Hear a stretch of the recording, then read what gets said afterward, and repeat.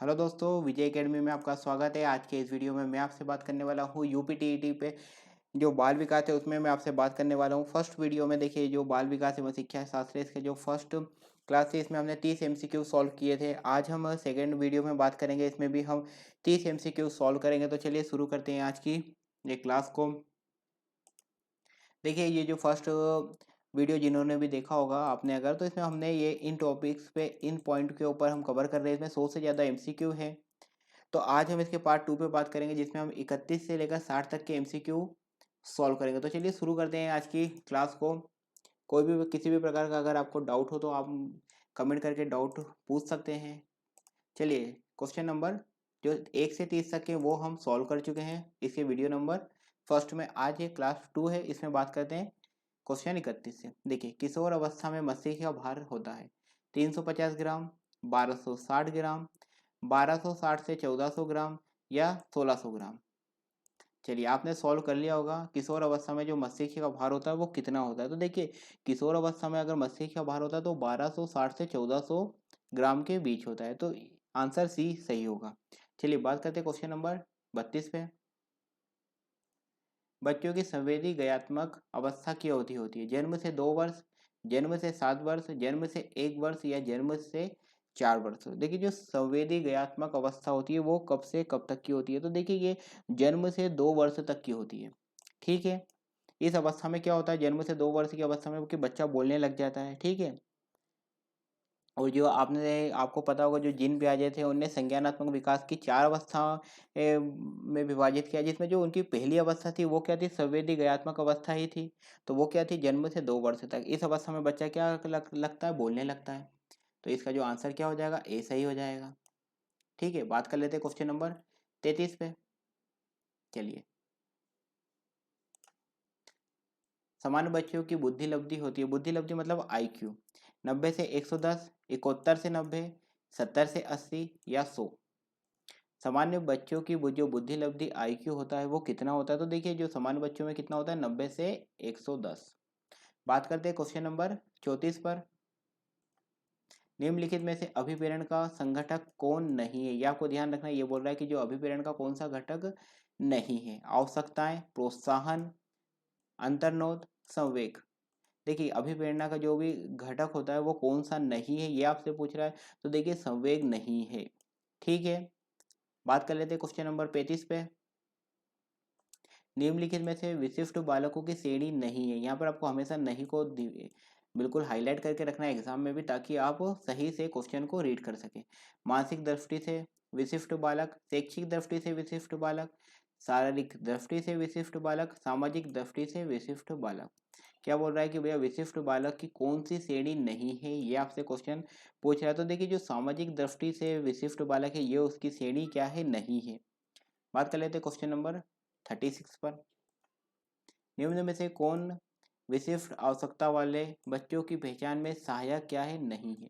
ठीक है, मानसिक परीक्षण द्वारा, बुद्धि लब्धि द्वारा, चिकित्सीय परीक्षण द्वारा, निरीक्षण द्वारा। ये बोल रहा है कि देखिए कोई बच्चा है, विशिष्ट आवश्यकता वाले जो बच्चे हैं उसमें पहचान में क्या सहायक नहीं होता है, ये आपसे पूछ रहा है। तो देखिए जो बुद्धि लब्धि होता है ये उसमें सहायक नहीं होता है। ठीक है, बात कर लेते हैं क्वेश्चन नंबर 37 पे। देखिए अगर आप अगर टीईटी के लिए कोई बुक्स देख रहे हैं तो आप चक्षु पब्लिकेशन की बुक्स भी बाय कर सकते हैं। ये यूपी टीईटी के लिए स्पेशली मतलब जो आपका सिलेबस है उसके अकॉर्डिंग ये बुक बनाई है, उत्तर प्रदेश पात्रता शिक्षक परीक्षा। इस बुक में सभी सब्जेक्ट को कवर किया गया है। साथ ही साथ ये जो चक्षु पब्लिकेशन की बुक्स है ये देखिए पेपर 1 के लिए कक्षा 1 से 5वीं तक के लिए, इसमें बाल विकास एवं शिक्षा शास्त्र, हिंदी, इंग्लिश, गणित, पर्यावरणीय अध्ययन, ये सभी इसमें 3000 से ज़्यादा एमसीक्यू है। साथ ही साथ इसमें जो प्रीवियस अब एग्जाम हुई है उनके पेपर भी दिए गए हैं। साथ ही साथ में ट्रेंड एनालिसिस भी दिया गया है कि किस सब्जेक्ट के ऊपर कितने कितने मार्क्स का पूछा गया। देखिए इसके अंदर चाहे बाल विकास हो, चाहे हिंदी हो, सब बिल्कुल टॉपिक वाइज कवर है। पूरा सिलेबस के अकॉर्डिंग ये बुक है। चाहे इंग्लिश हो, गणित हो, इसमें सब सब्जेक्ट को प्रॉपरली कवर किया गया है। और ये देखिए इन्वायरमेंटल स्टडी, इस तरह ये पूरी बुक कवर है। साथ ही साथ इसमें जो देखिए पिछले वर्षों के हल प्रश्न पत्र का विश्लेषण चार्ट भी है कि देखिए किस किस वर्ष किस किस टॉपिक से कितने मार्क्स के एमसीक्यू वो पूछे गए थे। देखिए बाल विकास हो, चाहे हिंदी हो, चाहे इंग्लिश हो, गणित हो, और देखिए उसके बाद पर्यावरण अध्ययन, ये सभी को उसमें प्रॉपर्ली कवर किया गया है। और साथ ही साथ ये प्रीवियस पेपर है जो देखिए 2020 में एग्जाम हुई थी उसका पेपर, और साथ ही साथ 2018 का पेपर भी, और सभी इसमें सब्जेक्ट भी है। तो आप इस बुक को क्या कर सकते हैं, अपने नज़दीकी मार्केट से भी बाय कर सकते हैं, या आप डिस्क्रिप्शन में लिंक है वहाँ से भी इस बुक को बाय कर सकते हैं। और अगर आपको कुछ डाउट वगैरह भी तो उसी के अंदर आप बुक पब्लिशर का नंबर भी है, उनसे भी संपर्क कर सकते हैं। तो चलिए बात करते हैं हमारे अगले क्वेश्चन पर। क्वेश्चन नंबर 37 पे बात कर रहे हैं। देखिए क्या बोल रहा है, निम्न में से कौन व्यक्तिगत विभिन्नता के आधार पर प्रतिभाशाली बच्चों की पहचान नहीं करता है। यहाँ पे फिर आपको ध्यान रखना है कि व्यक्तिगत भिन्नता के आधार पर प्रतिभाशाली बच्चों की पहचान नहीं करता है। क्या करता है, बुद्धि परीक्षाएं, प्रवणता परीक्षाएं, उपलब्धि परीक्षण या चिकित्सीय परीक्षण। देखिए यहाँ पर आपसे क्या बोल रहा था क्वेश्चन नंबर 37 की, देखिए व्यक्तिगत विभिन्नता के आधार पर प्रतिभाशाली बच्चों की पहचान नहीं करता है। तो कौन नहीं करता प्रतिभाशाली बच्चों की पहचान, तो देखिए जो चिकित्सीय परीक्षण है वो नहीं करता। जबकि आपने देखा उपलब्धि परीक्षण मतलब आपने क्या अचीवमेंट किया है, या फिर आपकी जो बुद्धि की परीक्षा वो, या जो प्रवणता परीक्षा होती है, ये सभी क्या होती है, एक प्रतिभाशाली बच्चे की पहचान करती है। लेकिन जो चिकित्सीय परीक्षण है वो नहीं करता है। क्वेश्चन नंबर बात कर लेते हैं 38 पर। कक्षा के मनोवैज्ञानिक वातावरण की जिम्मेदारी मुख्यतः किसकी होती है। कक्षा शिक्षक की, समुदाय की, प्राचार्य की, विद्यार्थी गण की। देखिए क्या बोल रहा है आपसे कि जो मनोवैज्ञानिक वातावरण मतलब क्लास में कैसा हो, अच्छा एटमोसफेयर हो, उसकी जिम्मेदारी मुख्य रूप से किस पर होती है। तो आप सभी जानते हैं जो क्लास टीचर होता है उनकी होती है, तो मतलब कक्षा शिक्षक की। बात कर लेते हैं क्वेश्चन नंबर 39 पे। यदि कोई बच्चा एक ही प्रकार की गलती बार बार सुधारने पर भी करे तो आप क्या करें। देखिए क्या बोल रहा है क्वेश्चन, क्या बोल रहा है आपसे कि यदि कोई बच्चा एक ही प्रकार की गलती बार बार सुधारने पर भी करे तो आप क्या करेंगे। बच्चे को डांट लगाएंगे, ठीक है, मौखिक या लिखित चेतावनी देंगे, पुनः पुनः गलती करने का कारण अनुशीलन द्वारा पता करेंगे, या बच्चे को सही प्रक्रिया बताकर उसे बार बार लिखित रूप से दोहराने को कहेंगे। क्या बोल रहा है क्वेश्चन, यदि कोई बच्चा एक ही गलती बार बार कर रहा है, ठीक है, तो फिर आप उसको सुधारने के लिए आप क्या करेंगे। तो देखिए बच्चे को क्या करेंगे, आप उसको सही प्रक्रिया बताकर उसे बार बार लिखित रूप से दोहराने को कहेंगे कि आप इसे बार बार गलती हो रही तो आप क्या करें, लिख के इसे ठीक कर लीजिए। बात कर लेते क्वेश्चन नंबर 40 पर। देखिए प्रतिभाशाली बालकों की बुद्धि लब्धि कितनी होती है। देखिए सामान्य बच्चों की अभी आपसे क्वेश्चन में पूछा था तो वो कितनी थी, 90 से 110 थी। अब ये पूछ रहा है आपसे कि प्रतिभाशाली बालकों की बुद्धि लब्धि जो आईक्यू वो कितना होता है, 110 से कम, 80 से 90, 50 से 70 या 140 से अधिक। आपने सॉल्व कर लिया होगा, प्रतिभाशाली बालकों की पूछ रहा है आपसे। तो देखिए आपको ही पता है जब सामान्य की क्या है 90 से 110 है, तो फिर जो प्रतिभाशाली होंगे उनकी क्या होगी, ज़्यादा होगी, तो इसलिए 140 से अधिक। बात कर लेते हैं क्वेश्चन नंबर 41 पे। A survey of the education gifted children पुस्तक किस शिक्षा मनोवैज्ञानिक द्वारा लिखी गई है। आईएमपी क्वेश्चन है, सर्वे of the education gifted children Terman की है, हेविग हर्स्ट की है, जॉन डीवी की है, जिन पियाजे की है। देखिए आपने इसे नोट कर लेना हुआ, survey of education gifted children book किसकी है, तो देखिए हेविग हर्स्ट की है ये। बात कर लेते हैं क्वेश्चन नंबर 42 पे। धीमी गति से सीखने वाले बच्चों की विशेषताओं में निम्न में से कौन सा संगठक शामिल नहीं है। यहाँ पर आपको फिर ध्यान रखना है, क्या बोल रहा है, कौन सा संगठक शामिल नहीं है। सांवेगिक न्यूनता, अवधारणा शक्ति का अभाव, अभिव्यक्ति या संप्रेषण क्षमता का अभाव, समस्याग्रस्त या शारीरिक विशेषता। देखिए ये क्या बोल रहा है आपसे कि धीमी गति से अगर कोई बच्चा वो क्या कर रहा है, धीरे धीरे सीखता है, तो इसमें उसकी विशेषताओं में कौन सा घटक शामिल नहीं है। देखिए अगर आपने क्वेश्चन ध्यान से पढ़ा होगा तो आंसर फाइंड आउट हो गया होगा। तो देखिए क्या है ये, सांवेगिक न्यूनता, ये इसका आंसर है, ठीक है। क्या होता है, सांवेगिक रूप से अगर कोई बच्चा कमजोर या धीमी गति से सीखने वाला है तो इस बच्चों की जो विशेषता है वो क्या है, ये सांवेगिक न्यूनता नहीं है। बाकी जो भी घटक है वे सभी क्या है उसकी है। देखिए अभिव्यक्ति या संप्रेषण मतलब उसको बोलने में क्षमता का अभाव है, या अवधारणा शक्ति का अभाव है, या समस्याग्रस्त है, तो ये सांवेगिक न्यूनता नहीं है। बात कर लेते हैं क्वेश्चन नंबर 43 पे। धीमी गति से सीखने वाले बच्चों की पहचान नहीं की जाती है, ठीक है। एकल अध्ययन विधि, निरीक्षण प्रविधि, शैक्षिक प्रशिक्षण, प्रवणता परीक्षाएं। ये क्या बोल रहा है, धीमी गति से सीखने वाले बच्चों की पहचान नहीं की जाती है, तो किससे नहीं की जाती है, तो देखिए जो प्रवणता परीक्षा है उससे नहीं की जाती है। बात कर लेते हैं क्वेश्चन नंबर 44 पे।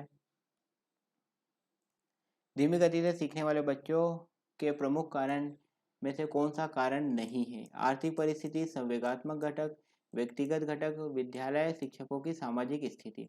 क्या बोल रहा है, धीमी गति से सीखने वाले बच्चों के मुख्य कारण में से कौन सा कारण नहीं है, ये आपसे पूछ रहा है। तो देखिए विद्यालय शिक्षकों की सामाजिक स्थिति ये नहीं है। बात कर लेते हैं क्वेश्चन नंबर 45 पर। धीमी गति से सीखने वाले बच्चों की समस्याओं में कौन सम्मिलित नहीं है। देखिए ये जो आपके टॉपिक है, टॉपिक 2 चल रहे हैं हमारे, जो मैंने स्टार्टिंग में आपको बताए थे, वो 2 टॉपिक पे ही हम अभी कितना 100 से ज़्यादा एमसीक्यू सॉल्व कर रहे हैं। फिर उसके बाद हम नेक्स्ट टॉपिक पर एमसीक्यू लेकर आएंगे। तो देखिए ज्ञानात्मक अधिगम समस्याएं, भाषा वाणी श्रवण प्रत्यक्षीकरण की समस्याएं, मनोवैज्ञानिक समस्याएं, दृष्टि एवं व्यवहारिक तथा सामाजिक एवं संवेगात्मक समस्याएं। देखिए क्या हो रहा है, धीमी गति से सीखने वाले बच्चों की समस्या में कौन सम्मिलित नहीं है। तो देखिए क्या सम्मिलित नहीं है, जो मनोवैज्ञानिक समस्या है वो उसमें सम्मिलित नहीं है। बात कर लेते हैं क्वेश्चन नंबर 46 पर। देखिए आंशिक शारीरिक रूप से अक्षम बच्चों को कितने वर्गों में बांटा गया है या विभाजित किया गया है, 8 में, 4 में, या फिर 1 मिनट 6 में या 5 में। तो देखिए क्या बोल रहा है, आंशिक शारीरिक रूप से अक्षम बच्चों को कितने वर्गों में विभाजित किया गया है। इंपॉर्टेंट क्वेश्चन, मार्क कर लेना आप इसे। तो देखिए उन्हें कितने उसमें बांटा गया है, 4 में। ठीक है, इंपॉर्टेंट क्वेश्चन है। क्वेश्चन नंबर 47 पे बात करते हैं। चलिए क्या बोल रहा है, मध्यम रूप से प्रभावित दृष्टि बाधित बच्चों को देखने की क्षमता होती है। देखिए 25/75 फीट, 50/75 फीट, 20/70 फीट या 50/100 फीट। ये क्या बोल रहा है, देखिए क्वेश्चन समझिएगा आपकी, मध्यम रूप से प्रभावित दृष्टि बाधित बच्चों की देखने की क्षमता होती है, मतलब कोई बच्चा वो मतलब मीडियम रूप से, मतलब उसको एक तो होती है हाई लेवल की, एक होती है लो, और एक मीडियम। तो मीडियम रूप से अगर क्या दृष्टि बाधित बच्चे, तो उसकी फिर देखने की जो क्षमता होती है वो कितनी होती है, तो 20/70 फीट होती है। ठीक है, बात कर लेते हैं क्वेश्चन नंबर 48 पर। श्रवण बाधित बच्चों का वर्गीकरण कितने प्रकार से किया गया, ये अगेन इंपॉर्टेंट क्वेश्चन है। 4, 3, 2, 5। ठीक है, क्या बोल रहे हैं, श्रवण बाधित बच्चों का वर्गीकरण, सुनने में जिन बच्चों को समस्या है उनको वर्गीकरण किया गया है, तो कितने प्रकार से वर्गीकरण किया गया, तो देखिए उनका 4 प्रकार से किया गया है। ठीक है, अब देखिए श्रवण बाधित बच्चों का वर्गीकरण कितने प्रकार से किया गया है, 4 प्रकार से किया गया है। तो क्या देखिए, एक तो कम बाधित बच्चे होते हैं, एक मंद बाधित बच्चे होते हैं, एक गंभीर बाधित बच्चे होते हैं, एक पूर्ण या गहन बाधित बच्चे होते हैं। अगर इनका डेसिबल का स्तर देखा जाए तो देखिए जो कम बाधित है उनका 35 से 51 तक है। जो मंद बाधित होते हैं उनका 55 से कितना है, 69 है, 69। और जो गंभीर है उनका कितना है, 70 से 90 डेसिबल है। ये डीबी मतलब डेसिबल है, ये ध्वनि के लिए डेसिबल का यूज किया जाता है। या पूर्ण या गहन बाधित बच्चे कितना है, 90 से 100 डेसिबल तक। अगर इनका परसेंटेज में भी आपसे क्वेश्चन पूछा जा सकता है कि कम बाधित बच्चे का परसेंटेज कितना आता है, तो देखिए 40% तक। अगर आपसे पूछे मंद बाधित का कितना आता है, तो आप बता देंगे 40 से 50%। अगर गंभीर बाधित बच्चे की बात करें तो 50 से 75%। और पूर्ण या गहन बाधित बच्चे का कितना होता है, 100%। तो मतलब मिनिमम बाधित जो होता है कितना होता है, देखिए 40%। चलिए बात कर लेते हैं क्वेश्चन नंबर 49 पे। निम्न में से कौन शिक्षण के प्रमुख ध्रुव में शामिल नहीं है। अधिगम, शिक्षक, शिक्षार्थी, पाठ्यक्रम। क्या बोल रहा है, निम्न में से कौन शिक्षण के प्रमुख ध्रुव में शामिल नहीं है। क्वेश्चन नंबर 49 पे बात करें तो अधिगम शामिल नहीं है। जबकि देखिए अगर शिक्षक में मुख्य रूप से बात करें तो क्या होता है, शिक्षक होता है, शिक्षार्थी होते हैं और पाठ्यक्रम मतलब जो सिलेबस होता है। ये तीन जो होते हैं, ये तीन प्रमुख ध्रुव होते हैं, मतलब ये तीनों बहुत ही प्रमुख होते हैं। बात कर लेते हैं क्वेश्चन नंबर 50 पे। संप्रेषण के घटक कौन कौन से हैं। देखिए प्रेषक एवं संदेश, जो सेंडर होता है उसको प्रेषक बोल देते हैं, संदेश मतलब मैसेज। माध्यम एवं प्रापक, प्रतिपुष्टि एवं प्रतिक्रिया या उपरोक्त सभी। ठीक है, संप्रेषण के घटक कौन कौन से हैं। देखिए तो संप्रेषण के घटक ये सभी हैं। देखिए एक तो क्या होता है, सबसे पहले एक सेंडर होता है। सेंडर क्या करता है, मैसेज को मतलब मैसेज की कोडिंग करने के बाद क्या करता है, मैसेज भेजता है। मैसेज भेजने के बाद जो मैसेज को प्राप्त करता है वो रिसीवर हो जाता है। रिसीवर को क्या कहते हैं, प्रापक कहते हैं। फिर जब उसको मैसेज प्राप्त हो जाता है तो वो क्या करता है, उसका फीडबैक देता है, या तो उसे क्या कहते हैं, प्रतिपुष्टि। तो ये पूरी पूरी क्या है, संप्रेषण की मतलब पूरी पूरी कम्युनिकेशन की हम आप बोल सकते हैं चैनल की किस तरह से कम्युनिकेशन स्टार्ट होता है कि भाई एक मैसेज आप भेजते हैं, फिर किसी माध्यम से भेजा जाता है, फिर वो रिसीवर को प्राप्त हो जाता है, और रिसीवर जब उसको मैसेज को समझने के बाद जब अपनी वो फीडबैक देता है, तो ये पूरी पूरी जो प्रक्रिया ये क्या हो जाती है, संप्रेषण हो जाती है। तो इसलिए इसका उत्तर क्या हो जाएगा, उपयुक्त सभी। बात करते हैं क्वेश्चन नंबर 51 पे। देखिए अगर आपने आज हम 31 से 60 तक के प्रश्न शामिल करेंगे, सॉल्व करेंगे, और अगले वीडियो में हम इस 61 से 90 तक। इस अगर आपने फर्स्ट वाला वीडियो नहीं देखा जिसमें हमने 1 से 30 तक के सॉल्व करे तो वो भी आप वीडियो देख लेना। साथ ही साथ कमेंट करके जरूर बताना कि आपको वीडियो कैसा लगा, और अगर आपने अभी भी विजय एकेडमी के चैनल को सब्सक्राइब नहीं किया हो तो चैनल को जरूर सब्सक्राइब करें। संप्रेषण कितने प्रकार का होता है? 4, 3, 2, 7। इंपॉर्टेंट क्वेश्चन मार्क कर लेना ये कि भाई कम्युनिकेशन के कितने प्रकार है, आईएमपी क्वेश्चन में लगा लेना। देखिए तो संप्रेषण कितने प्रकार का होता है? 2 प्रकार का होता है। कौन कौन से 2 होते हैं? एक शाब्दिक होता है और एक कौन सा होता है? अशाब्दिक संप्रेषण होता है। ठीक है, बात कर लेते हैं क्वेश्चन नंबर 52 पे। अब ये बोल रहा है कि आपसे शाब्दिक संप्रेषण कितने प्रकार का होता है? 4, 2, 3, 5। क्या बोल रहा है कि भैया देखो संप्रेषण कितने बताया आपको? संप्रेषण आपको पता है 2 प्रकार के, एक होता है शाब्दिक होता है, एक होता है अशाब्दिक होता है। तो अब ये बोल रहा है कि शाब्दिक संप्रेषण कितने प्रकार का होता है? तो देखिए शाब्दिक संप्रेषण भी 2 प्रकार का होता है। अब इसमें 2 प्रकार कौन से होते हैं शाब्दिक में? एक मौखिक होता है और एक लिखित होता है। ठीक है, बात करते हैं अगले क्वेश्चन पर। अब आपसे एग्जामिनर पूछ रहा है कि अशाब्दिक संप्रेषण कितने प्रकार का होता है? 5। देखिए आपके पास अगर ये नोट नहीं हो तो आप नोट भी करते चलना। 5, 3, 4, 7। क्या बोल रहा है कि आपसे अशाब्दिक संप्रेषण पूछ रहा है। देखिए शाब्दिक आपसे पूछ रहा है तो शाब्दिक के कितने हो जाते हैं? 2, मौखिक और लिखित। अब अशाब्दिक के संप्रेषण कितने प्रकार होते हैं? तो देखिए अशाब्दिक के 3 होते हैं। कौन कौन से होते हैं अशाब्दिक? या तो आप देखिए आंखों से या स्पर्श से या वाणी के द्वारा जो किया जाता है वो अशाब्दिक संप्रेषण में आ जाता है। तो इसके 3 प्रकार होते हैं। बात कर लेते हैं क्वेश्चन नंबर 54 पे। व्यवहारवाद की स्थापना की थी? आईएमपी क्वेश्चन मार्क कर लेना इसे। वॉटसन ने, पावलोव ने, थार्नडाइक ने, स्किनर ने। देखिए व्यवहारवाद की स्थापना किसने की थी? क्वेश्चन नंबर 54 पे बात कर रहा हूँ। तो देखिए व्यवहारवाद की वॉटसन ने की थी। बात कर लेते हैं क्वेश्चन नंबर 55 पे। शिक्षण के प्रमुख सिद्धांत हैं? प्रेरणा एवं रुचि का सिद्धांत है, नियोजन का सिद्धांत है, क्रियाशीलता एवं चयन का सिद्धांत है, उपयुक्त सभी। आपसे बोल रहा है कि जो शिक्षण के प्रमुख सिद्धांत हैं तो वो कौन से हैं शिक्षण के प्रमुख सिद्धांत? तो देखिए शिक्षण के आप प्रेरणा हो चाहे रुचि, नियोजन, क्रियाशीलता, चयन का सिद्धांत, तो उपयुक्त सभी इसका उत्तर हो जाएगा। बात कर लेते हैं क्वेश्चन नंबर 56 पे। बुद्धि परीक्षण को कितने प्रमुख वर्गों में विभाजित किया गया है? 4 में, 10 में, 2 में, 8 में। क्या बोल रहा है क्वेश्चन आपसे कि भैया जो बुद्धि परीक्षण होता है उसको प्रमुख रूप से कितने वर्गों में विभाजित किया गया? तो देखिए बुद्धि इसको 2 भागों में विभाजित किया गया है। ठीक है, बात कर लेते हैं। देखिए बुद्धि लब्धि में देखिए जो बुद्धि परीक्षण होता है भी 2 प्रकार से होता है। कैसे होता है? एक व्यक्तिगत होती है और एक होती है सामूहिक होती है। ठीक है, तो इसके 2 प्रकार है। क्वेश्चन नंबर बात करते हैं 57 पे। संवेग के प्रमुख प्रकार में कौन शामिल नहीं है? क्रोध, अधिगम, भय, प्रेम। संवेग के प्रमुख प्रकार में क्या शामिल नहीं है? तो देखिए संवेग के जो प्रमुख प्रकार है उसमें अधिगम शामिल नहीं है, जबकि क्रोध, भय, प्रेम ये सभी क्या है उसमें शामिल है। आपसे देखिए इमोशन कौन से वर्ड से बना है? संवेग को इमोशन भी बोलते हैं। कौन से वर्ड से बना है? इसके जो पहले वाले क्वेश्चन में मैंने आपको बताया था। किस अवस्था में संवेगात्मक अस्थिरता सर्वाधिक पाई जाती है? देखिए शैशव अवस्था में, किशोर अवस्था में, प्रौढ़ अवस्था में, बाल्यावस्था में। क्या बोल रहा है? किस अवस्था में जो संवेगात्मक अस्थिरता सबसे अधिक पाई जाती है? 58 है। तो देखिए जो किशोर अवस्था होती है उसमें पाई जाती है। देखिए आपको मैंने पढ़ा था आंधी और तूफान की अवस्था कौन सी मतलब अवस्था में पाई जाती है। तो ये भी आपने क्वेश्चन आपने अगर 1 से 30 तक के क्वेश्चन सॉल्व करे होंगे तो आपको पता होगा, और अगर आपने वो वीडियो नहीं देखा तो आप देख लीजिएगा। सीखने की प्रक्रिया में बच्चे को शैक्षिक कार्य कराने के लिए सबसे बड़ी कठिनाई किस बात की होती है? अक्षरों को पहचानने की, अक्षरों का उच्चारण करने की, अक्षरों को पढ़ने की, अक्षरों को पहचान कर लिखने की। ये बोल रहे हैं कि अगर जब बच्चे को सीखने की प्रक्रिया में बच्चे को शैक्षिक कार्य करने के लिए सबसे बड़ी अगर उसे दिक्कत आती है तो वो दिक्कत या प्रॉब्लम या कठिनाई क्या होती है? ठीक है, तो देखिए अक्षरों को पहचान कर लिखने की उसकी सबसे बड़ी दिक्कत होती है। बात कर लेते हैं क्वेश्चन नंबर 60 पे, और फिर आज का लास्ट क्वेश्चन रहेगा।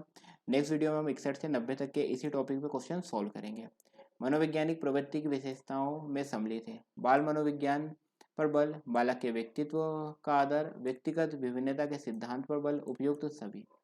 देखिए मनोविज्ञान प्रवृत्ति की विशेषताओं में सम्मिलित है, तो क्या सम्मिलित है? ये सभी सम्मिलित है।